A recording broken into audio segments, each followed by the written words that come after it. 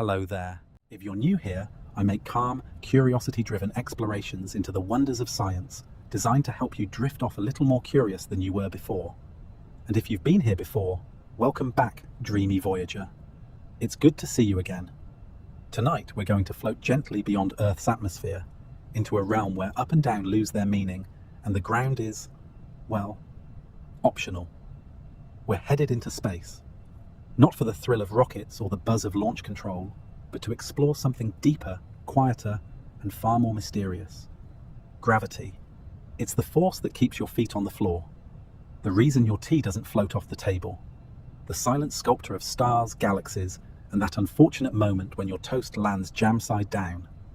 But what if you could step away from it, just a little, and see what the universe feels like without gravity constantly tugging at your sleeves?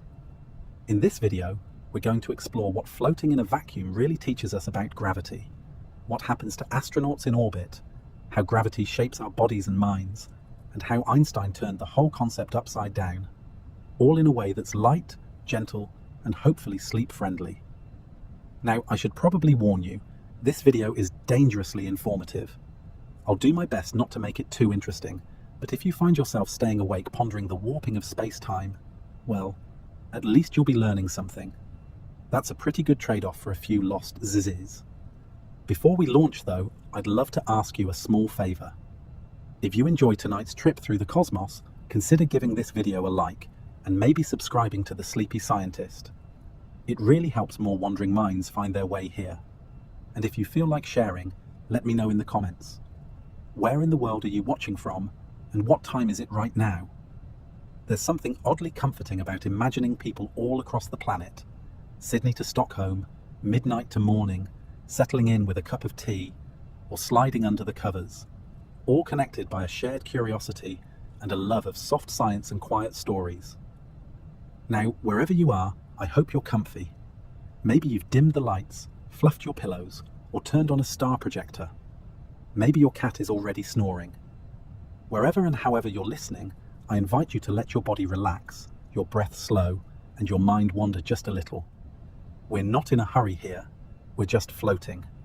Because in space there's no up, no down, only motion, curves, and quiet. Astronauts describe the feeling of microgravity as both liberating and disorienting. You can flip and twist and float in place. A simple push sends you gliding across a room, and yet everything around you is still very much under the influence of gravity. It just doesn't feel like it. That's the trick we're going to explore tonight.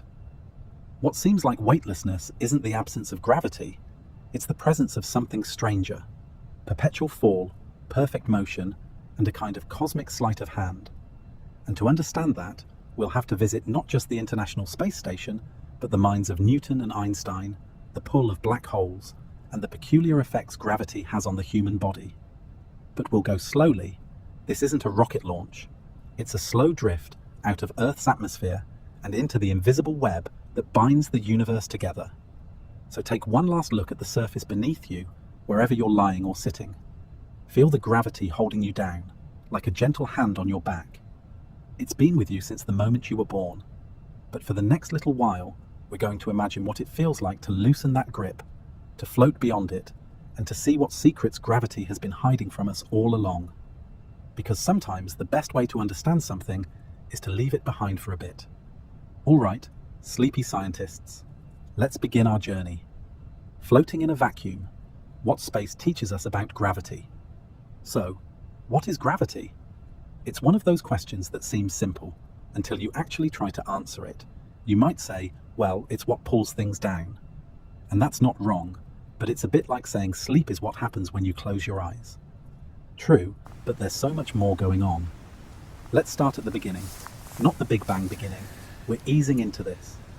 Let's just rewind to an apple falling on Sir Isaac Newton's head. Except, spoiler alert, the apple didn't actually hit him. At least not according to most historians, but it did get him thinking. Back in the late 1600s, Newton proposed that gravity was a force, an invisible tug that objects with mass exert on one another. You, me, the moon, your dog, we all pull on each other just a tiny bit. The Earth, being big and round and full of itself, pulls a lot harder. That's why you fall down, not sideways when you trip. According to Newton's laws, the more mass something has, the stronger its pull, and the closer you are, the stronger the effect. That's why the sun keeps the planets in orbit. It's massive, and we're relatively close. Not hugging distance close, thankfully. Just a comfortable 93 million miles. Newton's model was brilliant. It let us predict how apples fall, how planets orbit, and how to shoot cannonballs farther than your neighbor. It held up for over 200 years. But then along came Einstein, with that twinkle in his eye and a fondness for turning things inside out.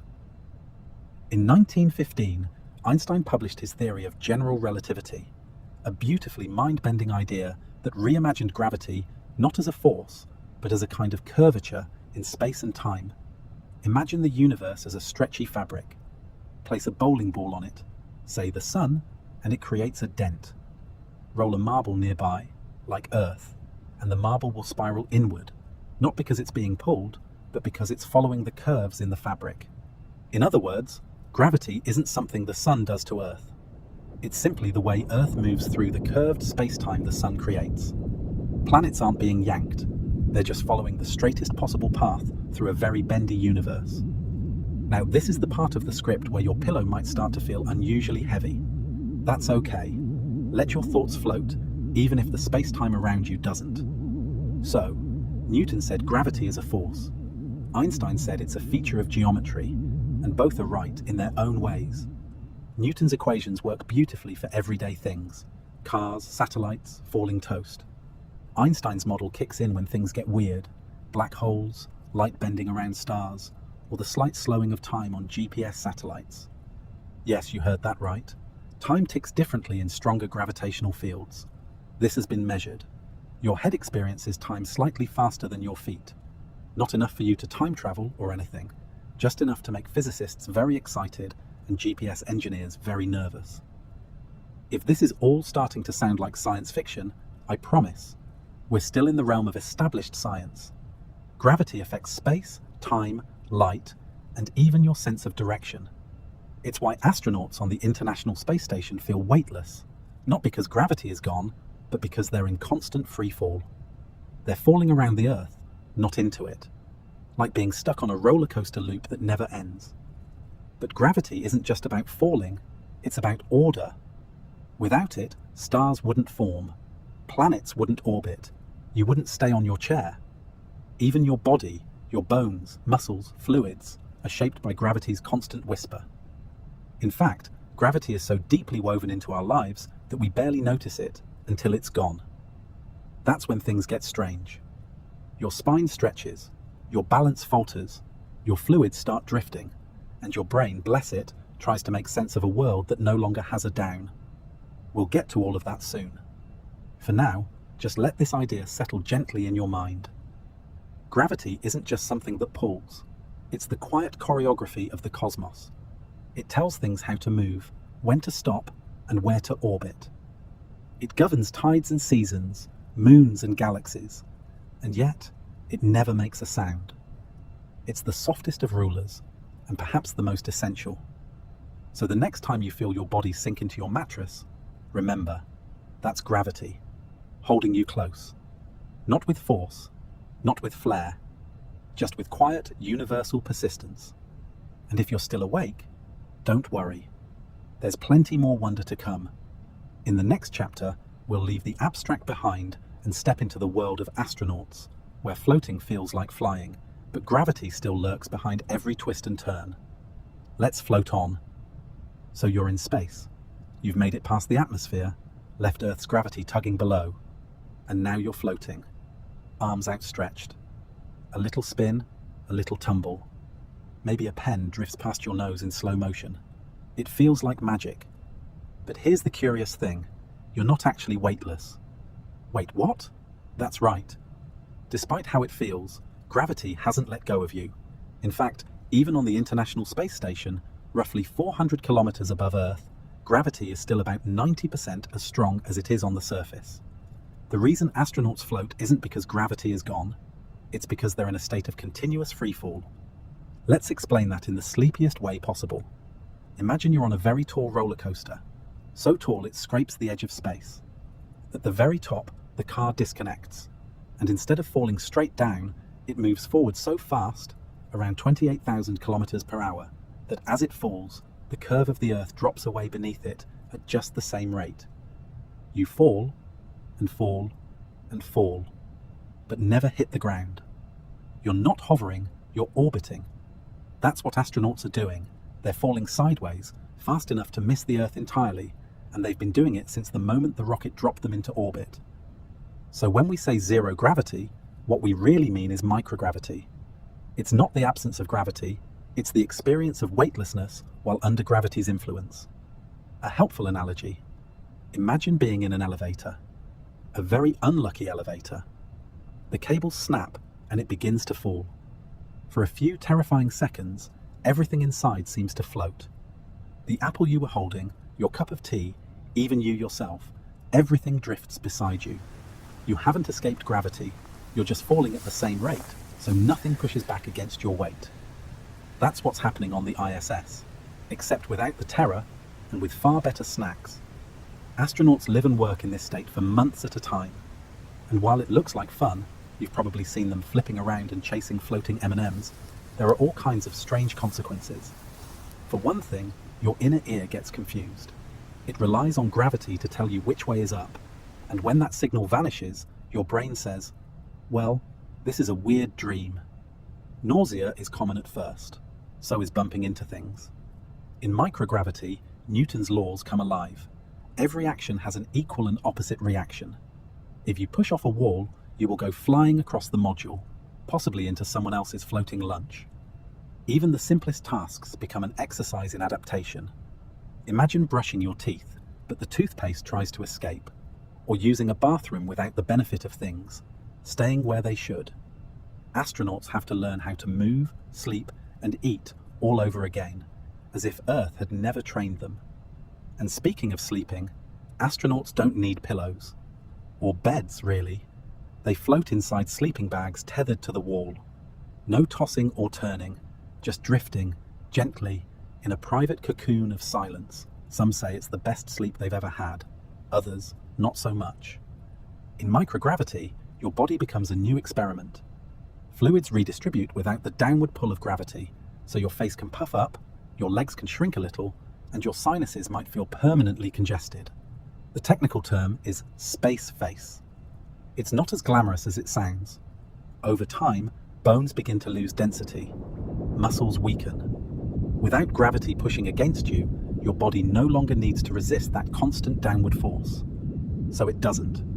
Which is why astronauts exercise for 2 hours a day, just to keep their Earth strength muscles and bones from going soft. Even your spine stretches.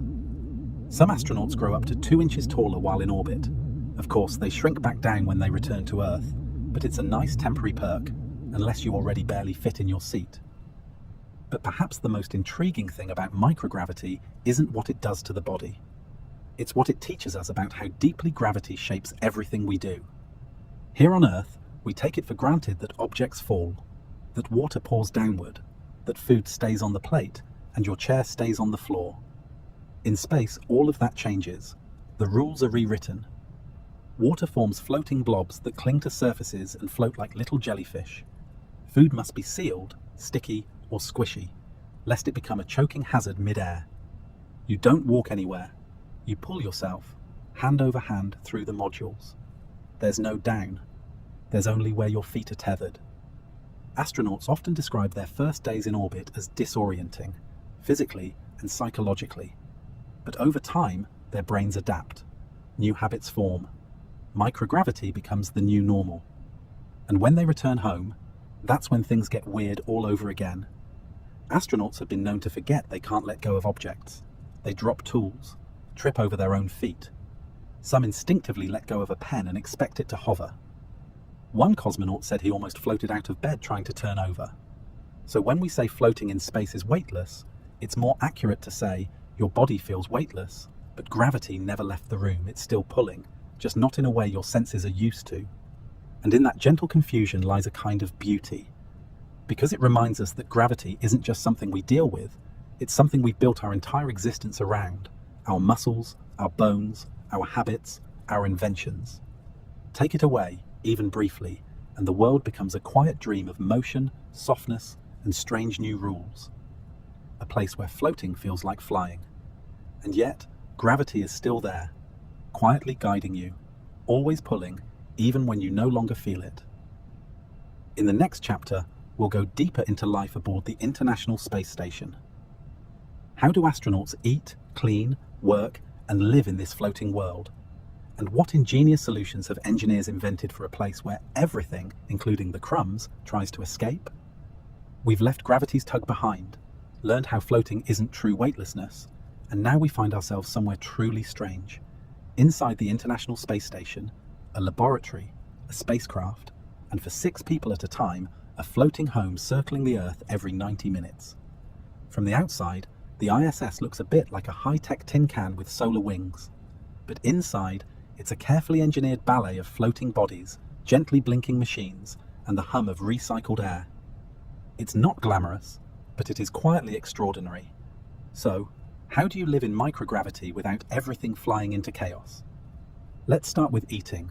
On Earth, eating is easy. Gravity does the heavy lifting, keeping food on your plate, your drink in the cup, and your soup in the bowl. In space, none of that works. Liquids float, food crumbles, and rogue bits of tortilla can become deadly if they drift into a ventilation fan. That's why astronaut food is different. Meals come in sealed pouches, drinks are sipped through straws with clamps, and spoons are magnetic, or velcroed, or strapped down somehow, because losing your cutlery mid-meal is surprisingly easy when it doesn't stay put. Fun fact, tortillas are preferred over bread in space. Why? Because they don't produce crumbs. Crumbs float, and floating crumbs can end up in your nose, your eyes, or worse, inside critical electrical panels. In microgravity, a wayward cornflake is basically a villain. Now imagine sleeping. In space, you don't lie down. There's no down. So astronauts sleep inside small, phone booth-sized cabins. They zip themselves into sleeping bags that are tethered to the wall, ceiling, or any other surface that feels cozy. There's no pressure on your back, no weight on your joints, just floating. Most astronauts say it's like being wrapped in a soft cloud. No tossing, no turning, just a kind of gentle suspension.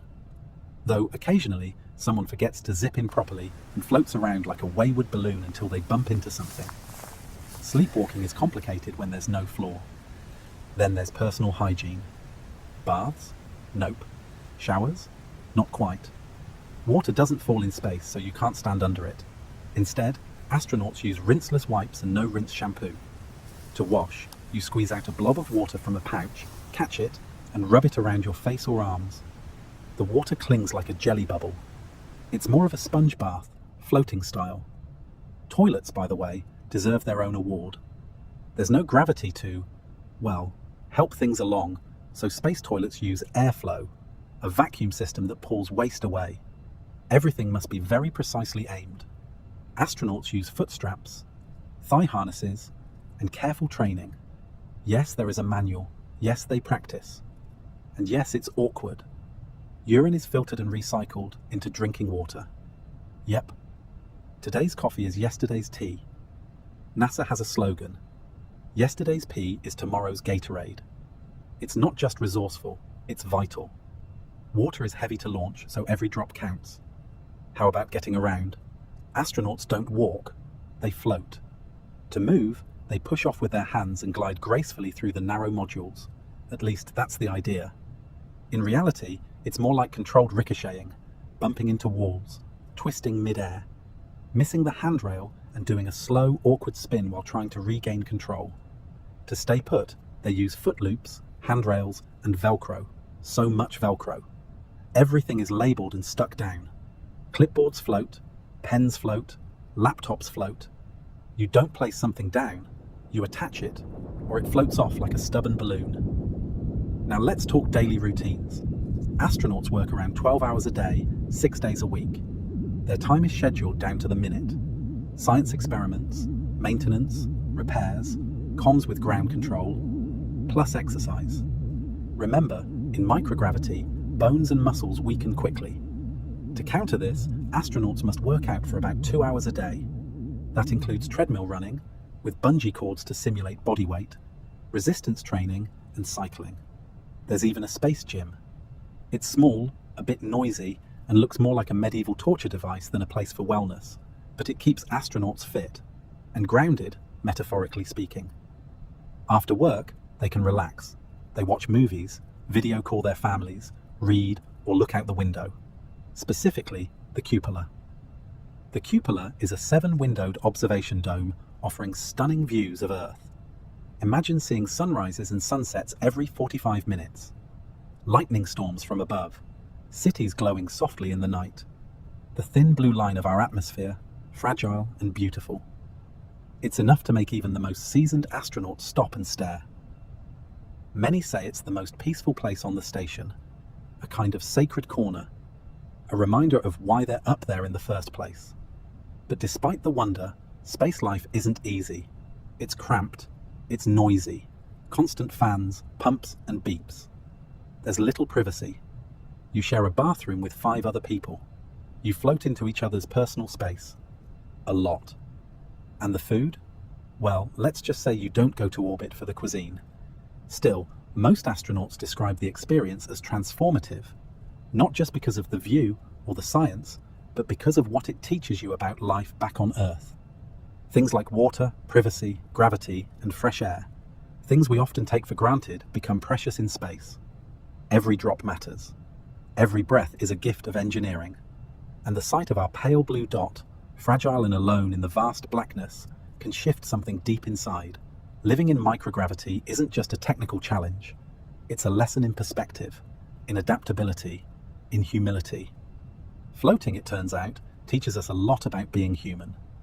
In our next chapter, we'll explore what happens to the human body in space, not just the temporary puffiness and stretched spines, but the deeper biological effects.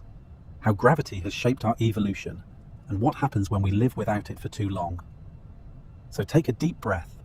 Let your limbs relax. You're still grounded, but just for a moment, imagine the quiet hum of a floating lab, the Earth spinning slowly below, and the wonder of life in orbit. So far, space sounds kind of dreamy, doesn't it? No gravity, no rushing. You float from task to task like an underwater ballerina.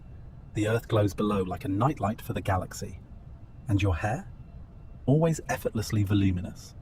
But for all its wonder, space has a quiet cost. And tonight, we're going to explore what microgravity really does to the human body, the strange shifts, the surprising challenges, and the hidden ways gravity has been shaping us all along. Because here's the secret. Your body loves gravity. It's used to it. It's been dancing with it since the moment you were born. Gravity tells your muscles when to flex, your bones how to grow, your blood where to go. Without that constant invisible pull, your body starts to ask, wait, what are we doing? Let's start with something subtle. Fluid shift. On Earth, gravity pulls bodily fluids, blood, water, lymph, downward. That's why your feet swell when you stand too long, and why your sinuses feel clear when you lie down. But in space, with no down, fluids redistribute. They move upward. Your face becomes puffy. Your legs, strangely skinny. Astronauts often call this the Charlie Brown effect. Big head, small legs. Your sinuses fill up, your voice changes, and your body starts to look like it's wearing an invisible pressure suit, backward. This fluid shift also affects your eyes. Something called SANS, spaceflight-associated neuroocular syndrome, can cause pressure to build up behind the eyes, flattening the eyeball slightly and affecting vision. Some astronauts return to Earth with lasting changes in eyesight. Not ideal when your job involves reading checklists and not floating into walls. And speaking of walls, your bones and muscles aren't doing much up here. On Earth, even standing still is a workout. Your legs bear weight. Your back holds you up. Your skeleton responds to that pressure by staying strong. But in space, no weight, no pressure. So your bones begin to weaken. In fact, astronauts lose about 1% to 2% of their bone density per month in orbit. That's like aging 10 years, in just a few months. The hips and lower spine are especially vulnerable. Calcium leaches out of the bones, and it doesn't always come back fully when you return to Earth. Muscles suffer too. The big ones, your quads, calves, back, shrink quickly without daily effort. That's why astronauts have such rigorous workout routines. 2 hours a day, 6 days a week. It's not about vanity, it's survival. Without exercise, returning to Earth would be like trying to run a marathon after lying in bed for a month. Even your heart gets a little lazy. In microgravity, it doesn't have to fight to pump blood upward. The workload drops. The heart can shrink slightly. When astronauts come back, they sometimes feel lightheaded or dizzy because their cardiovascular system has forgotten how to deal with gravity. Your vestibular system, the part of your inner ear that controls balance, gets confused too. It uses gravity to tell which way is up, so in orbit, it basically throws its hands in the air and says, "You're on your own." That's one reason astronauts often experience space motion sickness during their first days in orbit. Headaches, dizziness, nausea. Not exactly the glamorous life of a sci-fi hero. And then there's your spine. Without the compressive force of gravity, the vertebrae in your back relax and separate slightly. This causes astronauts to grow up to 2 inches taller in space. It sounds great until you remember they're in a metal tube designed for people 6 inches shorter. Getting wedged in your sleeping bag isn't quite as majestic as it sounds, but the biological changes aren't all bad. Living in space has helped us understand how gravity shapes everything about human development. It's taught us that bones don't just form, they respond. Muscles don't just grow, they adapt. Even our cells behave differently in orbit, with changes in gene expression, immune response, and how wounds heal. Space in many ways is the ultimate laboratory, and it's not just about astronauts. These lessons come back to Earth. The research done in microgravity helps doctors understand osteoporosis, muscle atrophy, fluid balance disorders, and more. Space medicine is helping Earth medicine, one floating guinea pig at a time. But let's not forget the psychological side of space. Living in a confined space, away from family, on a strict schedule, with only 6 other people, and nowhere to go. It takes a toll. Astronauts deal with isolation, disrupted circadian rhythms, and the strange emotional weight of looking down at their entire world. To cope, they stay connected to loved ones, follow carefully designed routines, and find meaning in their work. They take photos, read books, play instruments, and yes, watch movies. Popcorn is sadly banned, but digital comfort is still possible. The longer we stay in space, the more we learn. Humans are deeply tied to gravity. It's part of who we are. Take it away, and we begin to unravel, slowly, silently, and with surprising grace. But we also learn how resilient we are, how adaptable, how brilliant we can be in the face of unnatural conditions. Floating in space may be strange, but it shows us just how incredible our Earth bodies really are. In the next chapter, we'll shift our focus from biology to technology, because to survive and thrive in orbit, we don't just need muscles, we need machines. From toilets to airlocks, spacewalk suits to solar panels, we'll explore the ingenious designs that make life in orbit possible, and the quiet ways gravity shapes every engineering decision. For now, breathe deeply, feel the steady pressure of your bed, your blanket, the air around you. That's gravity, reminding you you're home. Let's take a moment to appreciate something that rarely gets the spotlight in bedtime stories. Space engineering. It doesn't sparkle, it doesn't float, it doesn't even look particularly sleek. No chrome fins or warp drives here. But it's the reason astronauts don't freeze, starve, or spin endlessly into the void. And at the heart of all this quiet, life-sustaining brilliance is a familiar, invisible force. Gravity. Tonight we're going to explore how gravity, the thing space seems to lack, still shapes nearly everything about how we build for it. From spacecraft design to astronaut gear, from life support systems to the humble space toilet, gravity is the invisible engineer whispering in the background. Let's start with something simple: launching. To get into space, you first have to escape gravity's grip. That takes an astonishing amount of energy. Earth's gravity isn't messing around. To break free, you need to hit escape velocity, about 11.2 kilometers per second, or roughly 33 times the speed of sound. That's why rockets are essentially controlled explosions wearing pointy hats. The sheer amount of fuel needed just to get a modest payload into low Earth orbit is staggering. In fact, most of what you see when you look at a rocket isn't cargo or crew, it's fuel tanks. Enormous, elegant towers of propellant built to push against the strongest, most constant force we know, Earth's gravitational pull. And once you're up there, gravity doesn't leave you alone. It just changes roles. Now, instead of resisting gravity, your spacecraft must work with it, stay in orbit, balance speed and altitude, avoid re-entry, and adjust position without falling out of the sky or floating into deep space. Even the shape of a spacecraft is determined by gravity. Capsules like those from Apollo or SpaceX aren't pointy for fun. Their blunt body design helps them survive re-entry, using the atmosphere and gravitational pull to slow down, create drag, and distribute heat. Gravity becomes the final boss at the end of every mission, a test of engineering, physics, and sheer material strength. Now let's head inside the spacecraft, where things get more delicate. In microgravity, every movement matters. There's no friction to naturally slow things down. If you twist a valve too hard, it might float away. If you open a bag too fast, its contents will scatter like glitter at a toddler's birthday party. So engineers have to design every tool, button, panel, and drawer to work without gravity. That means Velcro on everything. Bungee cords for storage. Foot loops and handrails so astronauts can anchor themselves. Color coding, labels, and tactile differences so people can find things quickly in a disorienting environment where up doesn't exist. Even your average drink pouch has to be an engineering masterpiece. Regular cups don't work, pouring doesn't work, so fluids are stored in vacuum-sealed bags, sipped through special straws with clamps. It's like drinking a juice box designed by NASA, which essentially it is. Now, let's talk about air. You don't really think about air until it's gone. In space, you need to bring your own and keep it circulating, filtering, and pressurizing 24/7. Earth's gravity helps move air naturally. Warm air rises, cool air sinks. In orbit, no such luck. Air doesn't flow, it stagnates.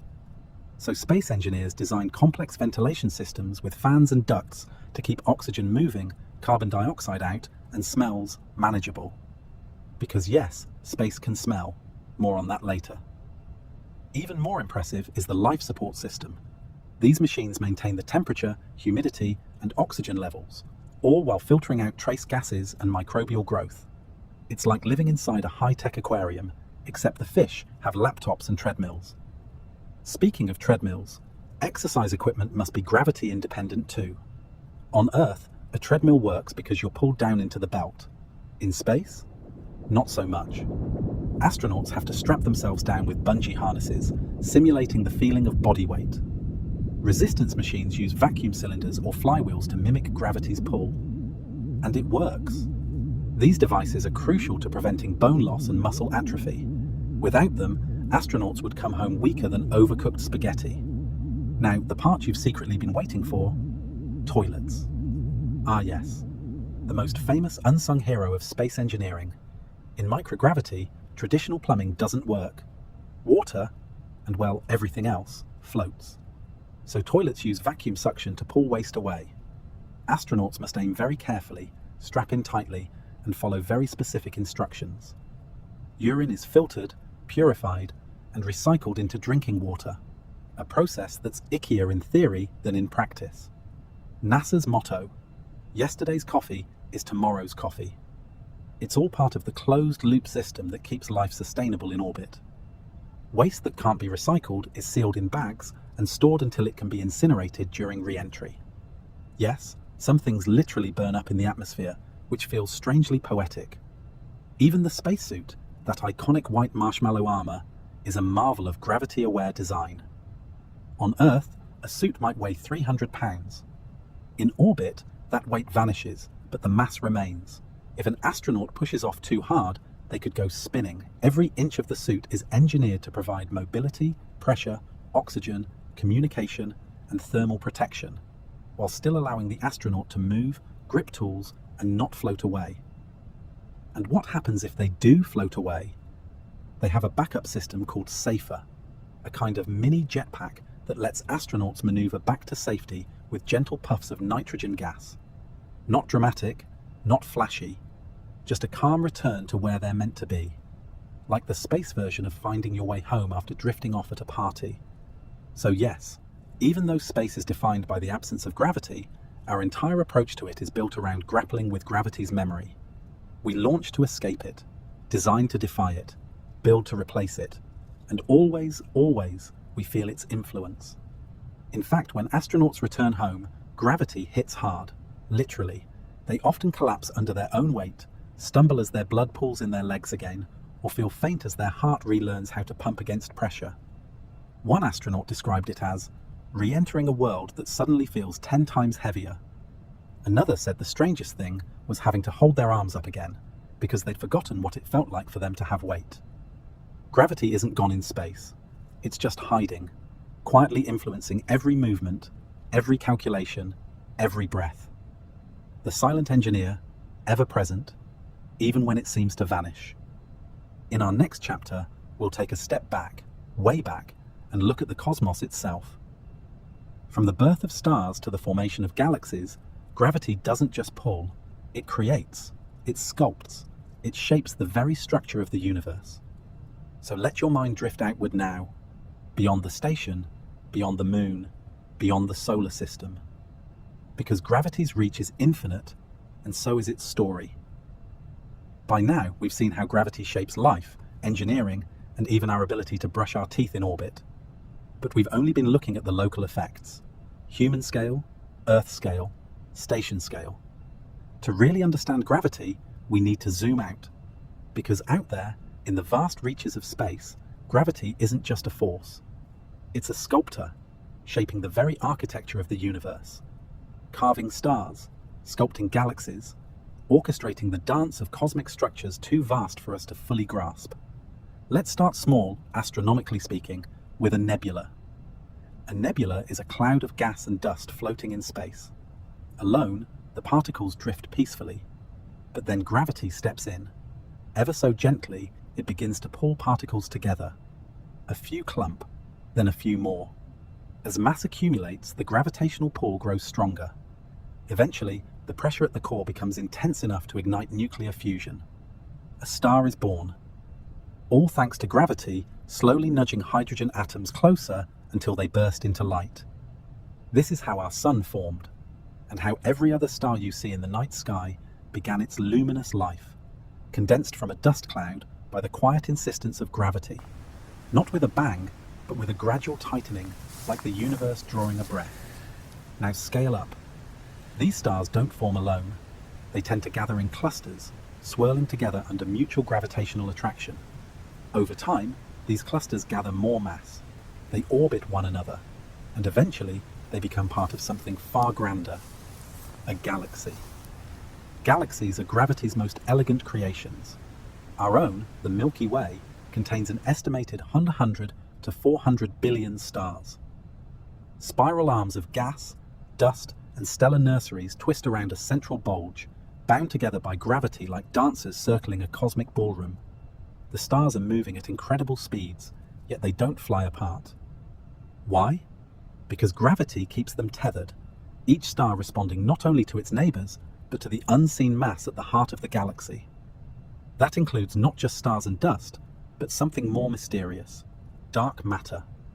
We can't see it, we can't touch it, but we know it's there because galaxies rotate too fast for their visible mass to hold them together. Without some extra gravitational glue, they'd fly apart like leaves in a storm. Dark matter, whatever it is, exerts gravity, and that gravity keeps galaxies intact. And the Milky Way, it's not alone. It's just one of hundreds of billions of galaxies, scattered across the universe like glowing islands on a dark ocean. They cluster into groups, then into superclusters, forming a vast web-like structure on the cosmic scale. It's called the cosmic web, and it's beautiful. Thread-like filaments of galaxies stretch across unimaginable distances, intersecting at dense nodes where clusters reside. These structures aren't random. They've been shaped by billions of years of gravitational interaction, mass pulling on mass, forming patterns as old as time. But gravity doesn't just hold things together. It can also warp them. One of the most astonishing predictions of Einstein's general relativity is that massive objects don't just attract, they bend space and time around them. This bending can cause light itself to curve. It's called gravitational lensing. Imagine a distant galaxy behind a massive cluster. The light from that faraway galaxy doesn't travel in a straight line. It bends as it moves through the warped space-time caused by the cluster's mass. To us, the galaxy appears stretched, magnified, sometimes even duplicated. We've used gravitational lensing to detect galaxies too faint to see directly and to map dark matter, which reveals itself only through the way it bends light. In this way, gravity becomes not just a sculptor, but a telescope. And then, there are the extremes. Black holes, the end result of massive stars that collapse under their own gravity, so dense that not even light can escape. They're not cosmic vacuum cleaners. They don't suck everything in. But their gravity is so intense, their effects ripple far beyond their event horizons. Black holes bend light, twist time, and generate some of the most energetic events in the known universe. Entire stars can be shredded if they wander too close. And yet these terrifying objects are also essential. At the center of nearly every galaxy, including ours, lies a supermassive black hole, millions or billions of times the mass of our sun. We're not sure how they formed, but their gravity anchors their galaxies. Without them, the graceful spirals we see might never have held together. So from dust clouds to starbursts, from spirals to clusters, from lensed galaxies to hidden giants, gravity is the architect of it all. And it doesn't work quickly. Gravity plays the long game. It's the quiet artist, taking billions of years to craft a galaxy, billions more to guide stars in their orbital paths, and still longer to build the great cosmic web that spans the universe. It doesn't shout, it doesn't hurry, it just shapes. And yet, for all we understand, there's so much we don't. We can describe gravity, we can observe it, measure it, predict its effects. But ask a physicist what gravity is, in its deepest sense, and you'll get a shrug, followed by a lecture.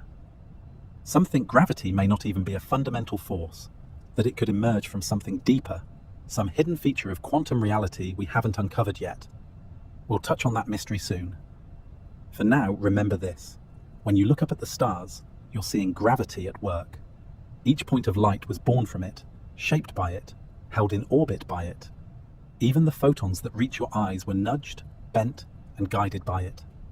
In every direction, across every distance, gravity leaves its mark. We've been describing gravity as a force for most of this journey, a kind of invisible tether holding apples, astronauts, and galaxies in place. But then Einstein came along and rewrote the rules.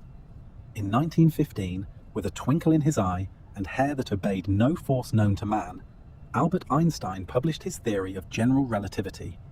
It changed everything, not just how we think about gravity, but how we understand space and time themselves.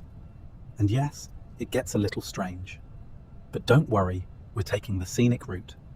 Let's start with a metaphor. Imagine the universe as a giant, stretchy fabric. A bedsheet, if you like. If you place a heavy bowling ball in the center, the fabric dips. Now take a marble and roll it across the sheet. It curves toward the dip, not because the bowling ball pulls it, but because the sheet is curved. The marble is just following the straightest path it can, which happens to be curved.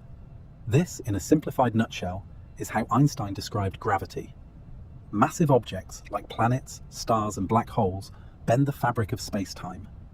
Other objects move through that curved space-time. What we feel as gravity is really just the result of us following these curved paths. You're not being pulled to the ground. You're following the natural trajectory of space itself, which happens to dip toward Earth. It's not exactly how Newton saw it. Newton's gravity was a force acting at a distance. Einstein's was geometry. A planet orbits not because the sun pulls it, but because it's riding along a curved path in the fabric of space and time, like a skateboarder in a giant invisible bowl. And yes, it's space and time, not just space. Because in Einstein's world, time is not separate from space. Together, they form a four-dimensional continuum. Space-time. And space-time can bend. That means if gravity is stronger somewhere, time ticks slightly slower there. This isn't theory, it's been measured. The GPS system in your phone has to correct for this effect. Satellites orbiting Earth experience slightly less gravity than people on the ground, so their clocks run just a little faster. Without that correction, your navigation could drift by kilometers every day. Time, as it turns out, is stretchy. Stand on a mountain, and your head ages a tiny bit faster than your feet. Not enough to notice. But over long periods, in strong gravitational fields, the difference becomes measurable. Now imagine being near a black hole, an object so massive that it warps space-time to an extreme. As you approach it, time slows down for you relative to someone farther away. To them, you're moving in slow motion. If you got close enough, without being ripped apart, you could experience minutes while years pass for someone outside. This effect is called gravitational time dilation, and it's one of the weirdest, most poetic consequences of general relativity. It also makes for some very dramatic science fiction. The movie Interstellar famously used this concept. 1 hour on a planet near a black hole equaled 7 years elsewhere. That may sound far-fetched, but the math checks out. Einstein's equations have been tested and passed again and again. Light bends around stars. Clocks tick differently in orbit. Space-based experiments like Gravity Probe B have measured the warping and twisting of space-time. Even the recent detection of gravitational waves, ripples in space-time caused by massive objects like merging black holes, has confirmed his predictions. These waves were first detected in 2015, 100 years after Einstein predicted them. They stretch and compress space-time as they pass, like ripples on a pond. But the effect is minuscule, thousands of times smaller than an atom. And yet with instruments like LIGO, scientists measured them. It was like hearing the universe hum for the first time. General relativity doesn't just explain how planets move, it lets us peer into the hearts of stars, the edges of black holes, and the origins of the universe itself. But it's not perfect. As successful as Einstein's theory is, there's one place where it stops working: the quantum world. When you get down to the scale of atoms and particles, general relativity starts to break down. It doesn't play well with quantum mechanics, the other major pillar of modern physics. This has led scientists on a decades-long quest to unify the two, to find a theory of quantum gravity, something that explains how gravity works at the smallest scales. So far, we have ideas: string theory, loop quantum gravity, and others, but no definitive answers. It's like having two perfectly accurate maps, one for cities and one for forests, but not knowing how to draw the trail that connects them. Still, general relativity remains one of the most elegant and accurate theories ever devised. And its core insight, that gravity is geometry, not force, has reshaped how we think about the cosmos. It's not always intuitive. In fact, it's downright weird. But the universe doesn't promise to be intuitive. It only promises to be real. And sometimes real is stranger than we ever imagined. Let's take a moment to reflect on what this means. You, lying comfortably wherever you are sitting on a planet that bends the fabric of space and time. Your weight isn't a force pulling you down. It's the result of you following a curved path in space-time that ends at the floor. The stars above? Each one is curving space-time in its own region. The light from distant galaxies has been shaped by invisible warps in the cosmos. Time itself flows differently depending on where and when you are. And the universe, far from being static, is a shifting, rippling fabric. A vast field of curves and dips and stretches, governed not by invisible strings, but by the geometry of reality itself. Einstein once said, "Reality is merely an illusion, albeit a very persistent one." And maybe gravity is the most persistent illusion of them all. Not a pull, but a path. We're almost at the edge now.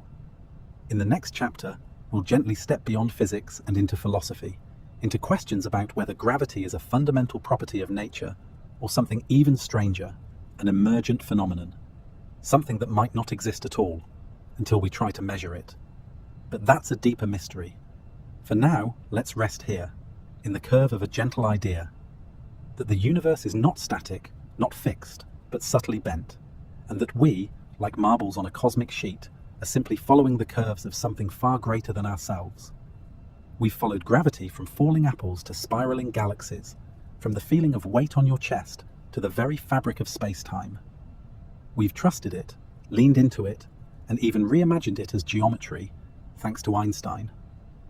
But what if gravity isn't real? Not real in the way we think, at least. What if gravity, that constant presence we've built our universe around, is not a fundamental force at all, but a kind of illusion, a side effect, or an emergent property of something deeper? That's the question physicists and philosophers alike have been whispering for years. And tonight, we'll gently wander into that strange space between hard science and soft speculation, where the rules haven't fully settled and where gravity might be something even stranger than we've imagined. Let's begin with a word: emergence. In science, something is emergent if it arises from the behavior of smaller parts, even though those parts individually don't seem to contain that behavior. Take temperature. A single molecule doesn't have a temperature, but trillions of molecules moving in chaotic motion, that creates what we call heat. It's not a fundamental thing, it's a statistical effect, an emergent property. Now consider gravity. What if gravity, like temperature, is something that emerges, not from a force or even from space-time curvature, but from something deeper, more fundamental? This is the heart of one of the more radical proposals in theoretical physics: entropic gravity. Introduced by physicist Eric Verlinde in 2011, entropic gravity suggests that gravity arises from the thermodynamic tendency of systems to maximize entropy, a measure of disorder or information. In this view, gravity isn't a force or even a geometric effect. It's the result of objects rearranging themselves to maintain the most probable configuration of information in space. It's a bit like watching marbles roll to the bottom of a bowl, not because they're pulled down, but because that's the most stable, statistically likely arrangement. If this sounds abstract, don't worry, it is. This isn't something you'd feel lying in bed or see by tossing a ball, but it could, in theory, explain some of the stranger puzzles of modern physics, especially dark matter. You see, we only see a tiny fraction of the matter in the universe. Galaxies rotate too quickly for their visible mass to hold together. Something unseen, some extra gravity, is at play. We've called this dark matter, but we haven't found it yet, despite decades of searching. Verlinde's theory suggests we might not need to. If gravity is emergent, then maybe our equations are simply off at galactic scales. The extra gravity could be a quirk of how space-time behaves when entropic forces dominate. No particles, no dark matter halos, just a shift in how we understand gravity. Now, entropic gravity is controversial. It's not yet widely accepted. It hasn't replaced general relativity or Newtonian physics, but it's a glimpse, a suggestion that gravity might not be what we think, and it's not alone. Other ideas like holographic principles take this even further. According to the holographic principle, the entire three-dimensional universe we experience might be a kind of projection, a 3D reality encoded on a 2D surface, like a cosmic hologram. This is not science fiction. It's a genuine possibility born from the study of black holes. Black hole thermodynamics revealed something strange. The amount of information, or entropy, that can exist inside a black hole isn't proportional to its volume, but to its surface area. The information about what falls into a black hole may be encoded not within, but on its event horizon. This led physicists like Gerard 't Hooft and Leonard Susskind to propose that maybe everything works that way. Maybe the universe itself is a projection from a more fundamental, two-dimensional reality. And if that's true, then gravity, our good old friend, may just be a side effect of how this projection plays out. Not a force, not a curvature, just the illusion of pull arising from deeper informational rules. It's important to pause here. These aren't facts. They're theories, ideas, possibilities. But they come from real math, from real experiments, and from the very edges of what physics can currently see. And they raise profound questions, not just about gravity, but about what reality actually is. Think of it this way. For centuries, we believed the Earth was flat because it felt flat. Then we discovered it was round. Then we discovered it spins. Then orbits. Then spirals through a galaxy that itself moves through an expanding universe. Each step changed our view, not just of physics, but of ourselves. We weren't the center. We weren't standing still. We weren't even tethered to a fixed frame. And now, some scientists are suggesting that even the force that seemed most reliable, gravity itself, may be just another layer in a deeper, more mysterious structure. Something we experience but do not yet truly understand. It's a bit like waking up in a house you've lived in your whole life, and realizing the walls may be projections, the floors just patterns, the furniture illusions shaped by rules you can't see. But it doesn't mean you fall through the floor. It doesn't mean gravity stops working. The illusion holds. It's a very useful illusion. GPS still functions, planets still orbit, apples still fall, Newton and Einstein are still right, within their own domains. It's just that beyond the horizon, there may be more. So what does all this mean for you, lying there, drifting off to sleep? It means the universe may be deeper, stranger, and more layered than we ever imagined. That what you feel as weight might be the soft pressure of entropy pushing the universe toward equilibrium. That your feet stay on the ground because information prefers it that way. It means science isn't finished. It's never finished. Every answer brings more questions. Every theory is a flashlight in a hallway with more doors. And gravity? It's not just a force. It's an invitation. A mystery that says, look closer, I might be something else. In the final chapter, we'll return to where we began, not floating in space or curled inside black holes, but back on Earth. We'll reflect on what gravity means for our place in the universe, and how something so invisible, so quiet, can hold everything together, including us. And so, we find ourselves back where we started, not in the cold vacuum of space, not drifting past the solar panels of the ISS, or slipping through curved space-time, but somewhere much closer. Home. Back on Earth. Back in your bed, your chair, your quiet nighttime corner, held gently by gravity. When we began this journey, I asked you to imagine yourself floating outside the International Space Station, to picture that strange, beautiful sensation of being free from weight, tumbling softly, watching the Earth roll by beneath your feet.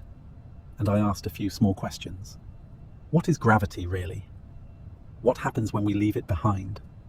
And what does space teach us about this invisible force that rules us all? After 10 chapters, perhaps the most honest answer is, it teaches us that gravity is far more than we ever imagined, and maybe less than we assumed. We now know that gravity isn't gone in space, it only hides behind motion. That astronauts aren't floating because there's no gravity, but because they're falling perfectly, forever. That inside that orbital cocoon, everything from food to furniture must be redesigned to work without the downward pull we take for granted.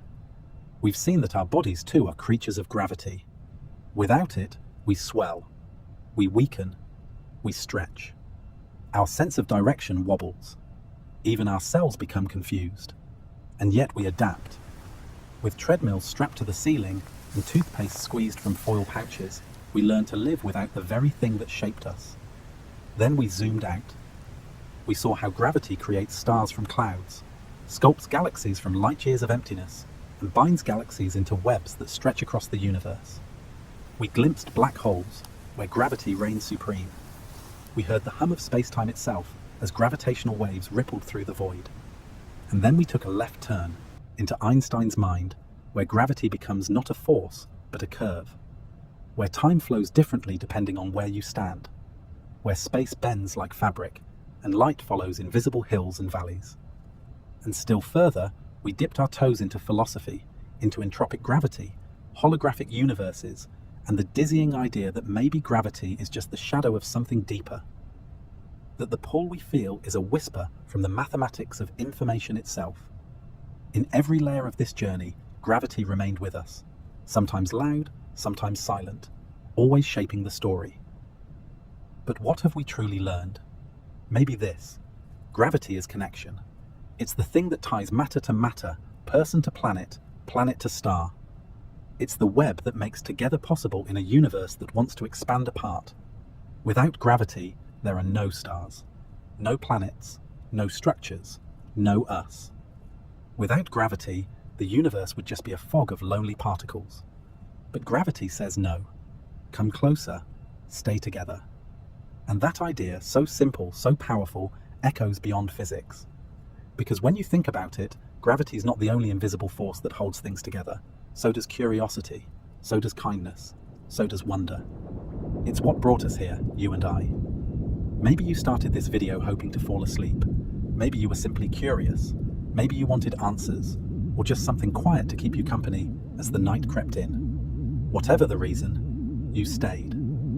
You drifted with me through black holes and star nurseries, quantum puzzles and coffee-recycled space toilets. You let your mind float, gently, into orbit. And if you're still awake now, hello. I hope your pillow is soft and your thoughts are lighter than when we began.